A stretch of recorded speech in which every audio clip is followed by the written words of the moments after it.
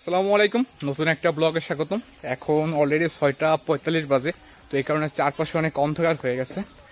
আজকে আমি যাচ্ছি হচ্ছে আমাদের এখান থেকে অনেকগুলো গরু যাবে হচ্ছে কোরবানির জন্য বিক্রি করতে। তো আমি ওখানে যাচ্ছি যে কিরকম গরু যাচ্ছে এবং কত বড় গরু যাচ্ছে। আমাদেরও 2টা গরু যাচ্ছে। চলুন ভিডিওটা শুরু করা যাক। সামনে হচ্ছে দিয়ারচর সার্কেল কমিউনিটি হসপিটাল। তো এখানে হচ্ছে প্রতিবারের মতো এবারও গরু ওঠানোর জন্য জায়গা বানানো হয়েছে। অলরেডি আমরা দেখতে পাচ্ছি সামনে গাড়ি চলে আসছে, বড় বড় ট্রাক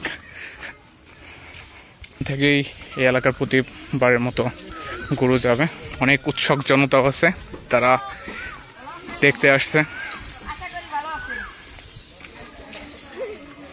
অলরেডি গরু উঠানো শুরু হয়ে গেছে। গরুর ব্যাপারীরা এবং হচ্ছে যারা আনতেছে গরু তারা অবস্থান করতেছে।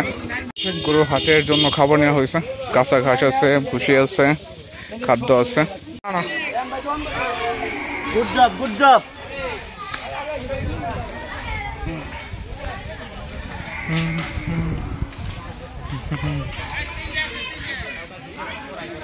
রাজু ভাই, কি অবস্থা?